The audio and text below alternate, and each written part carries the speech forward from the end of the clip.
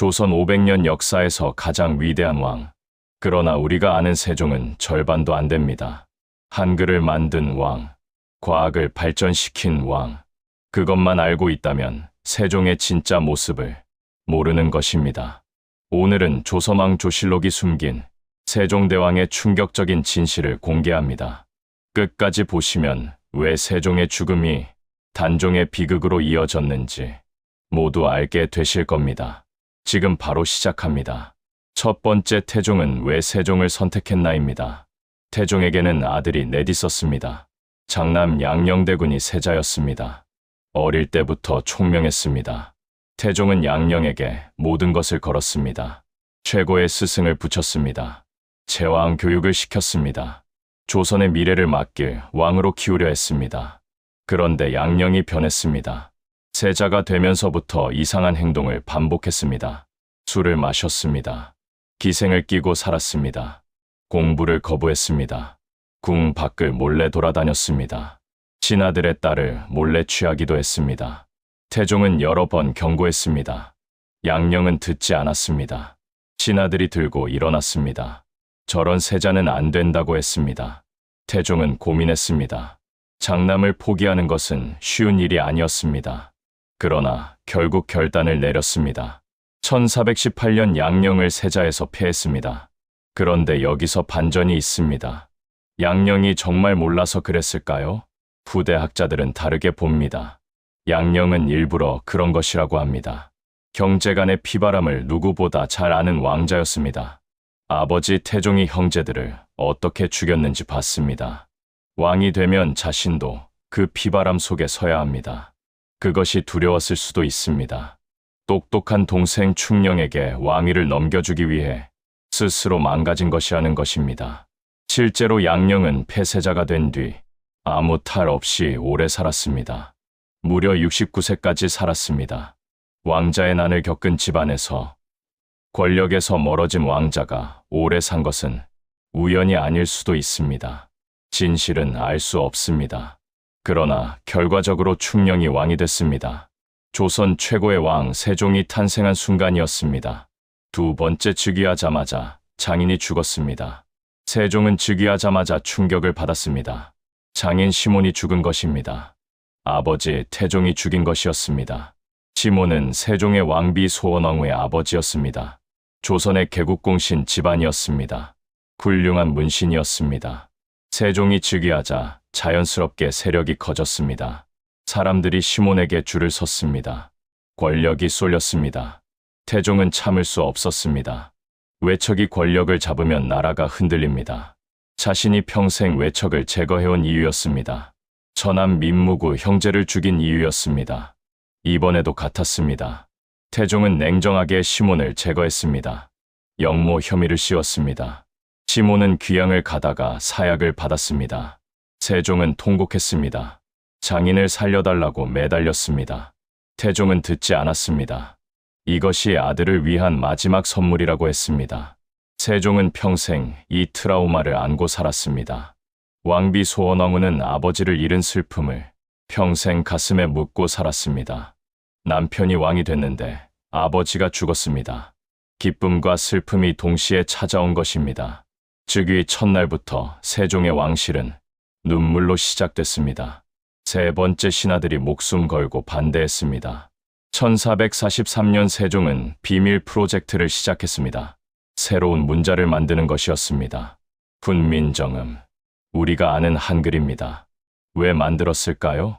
당시 조선 백성의 대부분은 글을 몰랐습니다. 한자는 너무 어려웠습니다.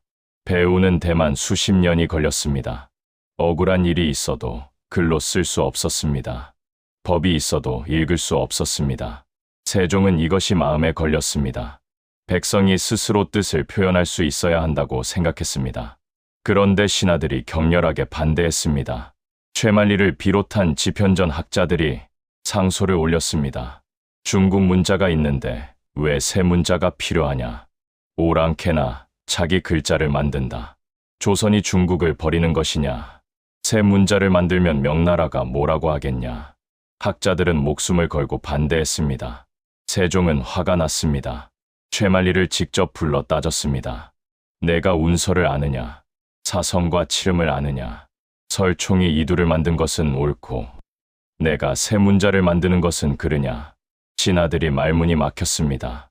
세종은 거의 혼자였습니다. 도움을 준 신하는 몇 명 되지 않았습니다. 실록 기록을 보면 세종이 대부분 혼자 연구한 것으로 보입니다. 눈이 나빠지면서도 연구를 멈추지 않았습니다. 촛불 아래서 밤새 연구했습니다. 소리를 분석했습니다. 발음 기관의 모양을 본떴습니다. 28자로 모든 소리를 담았습니다. 자음 17자, 모음 11자. 누구나 하루면 배울 수 있는 문자였습니다. 백성을 위한 왕의 집념이 만들어낸 기적이었습니다. 네 번째, 세종에 숨겨진 업적들입니다. 세종은 한글만 만든 왕이 아니었습니다. 제위 32년 동안 조선을 완전히 다른 나라로 만들었습니다. 북쪽으로는 사군 육진을 개척했습니다. 최윤덕과 김종서를 보냈습니다. 여진족을 몰아냈습니다. 압록강과 두만강까지 국경을 확정했습니다. 지금 우리가 사는 한반도의 국경이 세종 때 완성된 것입니다. 600년 전에 그어진 선이 지금도 우리 땅의 경계입니다.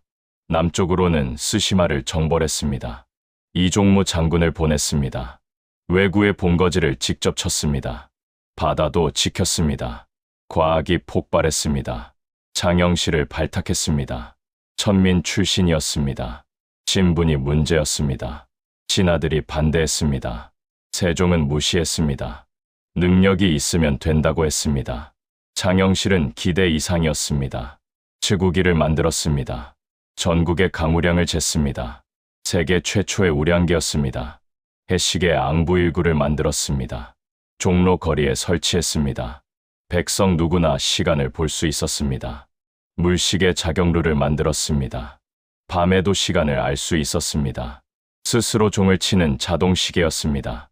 600년 전 조선이 이미 과학 강국이었습니다. 의학서 향약집성방을 만들었습니다. 중국 약재가 아닌 우리 땅에서 나는 약재로 백성을 치료할 수 있게 했습니다. 703가지 병에 대한 치료법을 담았습니다. 의학의 자립이었습니다. 음악 이론도 정립했습니다. 박연을 시켜 아학을 정비했습니다. 동양 최초의 악보 체계를 만들었습니다. 정감보라는 악보입니다. 세종은 직접 음악을 작곡하기도 했습니다. 여밀락이라는 곡입니다. 백성과 함께 즐긴다는 뜻입니다. 농업도 발전시켰습니다. 농사직서를 만들었습니다. 우리 땅에 맞는 농사법을 정리했습니다. 백성이 굶지 않게 하려는 왕의 마음이었습니다.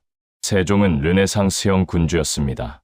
한 분야가 아니라 모든 분야를 발전시킨 왕이었습니다. 다섯 번째, 세종이 무너지다입니다. 그러나 세종의 몸은 한계였습니다. 즉위 초부터 건강이 좋지 않았습니다. 고기를 너무 좋아했습니다. 운동을 싫어했습니다. 밤새 책을 읽고 연구했습니다. 몸을 돌볼 시간이 없었습니다. 당뇨가 심해졌습니다. 갈증이 심했습니다. 물을 아무리 마셔도 갈증이 가시지 않았습니다. 부종이 왔습니다. 다리가 퉁퉁 부었습니다. 걷기가 힘들었습니다. 눈이 점점 보이지 않았습니다. 책을 읽을 수 없을 정도였습니다. 그토록 좋아하던 독서를 할 수 없게 됐습니다. 신하들이 걱정했습니다. 제발 쉬시라고 했습니다. 세종은 듣지 않았습니다. 아직 할 일이 남았다고 했습니다. 백성을 위해 해야 할 일이 있다고 했습니다. 그러던 중 가장 큰 슬픔이 찾아왔습니다. 1446년 왕비 소원왕후가 세상을 떠났습니다. 세종은 무너졌습니다. 40년 가까이 함께한 아내였습니다. 왕이 되던 날부터 곁에 있었습니다. 장인을 잃은 슬픔을 함께 견뎌온 아내였습니다. 10명의 자녀를 낳은 아내였습니다. 그 아내가 먼저 떠났습니다. 세종은 불교에 빠졌습니다. 유교 국가에서 왕이 불경을 읽기 시작했습니다. 궁 안에 불당을 만들었습니다. 내불당이라 했습니다. 승려를 궁으로 불러들였습니다. 불경을 한글로 번역했습니다. 석보상절을 만들었습니다. 신하들이 강하게 반발했습니다. 조선은 유교의 나라입니다. 불교는 이미 억압받는 종교였습니다. 왕이 불교에 빠지면 나라의 기강이 흔들립니다. 상소가 빗발쳤습니다. 세종은 듣지 않았습니다. 죽은 아내의 극락왕생을 빌었습니다. 이미 몸도 마음도 한계였습니다.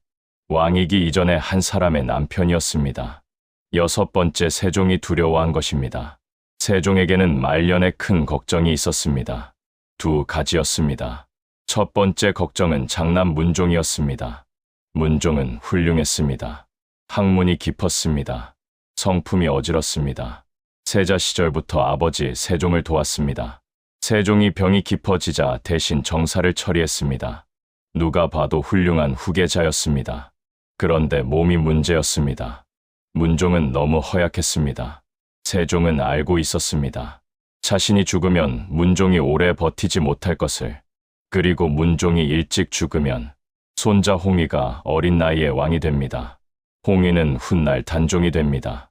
어린 왕이 즉위하면 권신들이 날뜁니다. 그것이 두려웠습니다.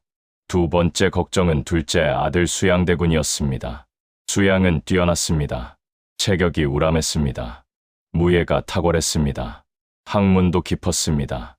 아버지 세종을 가장 많이 닮은 아들이었습니다. 그런데 바로 그것이 문제였습니다.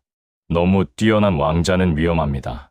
아버지 태종이 그랬습니다. 뛰어난 왕자는 결국 권력을 탐하게 됩니다. 세종은 수양의 눈빛을 봤을 것입니다. 그 안에 담긴 야심을 느꼈을 것입니다. 세종은 지편전 학자들을 불렀습니다. 성삼문 박팽년 하의지, 이계 유성원, 젊고 뛰어난 학자들이었습니다. 어린 세자를 잘 보필하라고 당부했습니다. 나라의 미래를 부탁했습니다. 그 학자들이 훗날 사육신이 됩니다. 세종의 부탁을 목숨으로 지킨 사람들입니다. 7번째 세종의 마지막입니다. 1450년 세종의 몸이 더 이상 버티지 못했습니다. 눈은 거의 보이지 않았습니다. 다리는 걷기 힘들었습니다. 온몸이 부었습니다.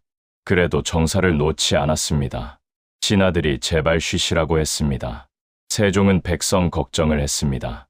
올해 농사는 어떠냐고 물었습니다. 가뭄이 든 곳은 없냐고 물었습니다. 죽는 순간까지 백성을 생각했습니다. 1450년 2월 세종이 세상을 떠났습니다. 54세였습니다. 재위 32년이었습니다. 너무 많은 것을 혼자 짊어진 왕이었습니다. 너무 많은 것을 이룬 왕이었습니다. 그리고 너무 많은 것을 걱정하다 간 왕이었습니다. 세종이 떠난 뒤 조선은 흔들렸습니다. 예상대로였습니다. 문종이 즉위했지만 2년 3개월 만에 세상을 떠났습니다. 12살 단종이 왕이 됐습니다. 어린 왕이었습니다. 아버지도 어머니도 없었습니다. 단종의 어머니 현덕왕후는 단종을 낳은 지 하루 만에 세상을 떠났습니다. 세상에 홀로 남겨진 왕이었습니다. 그리고 수양대군이 칼을 들었습니다. 1453년 개유정난이 터졌습니다. 세종이 그토록 두려워하던 일이 결국 벌어졌습니다.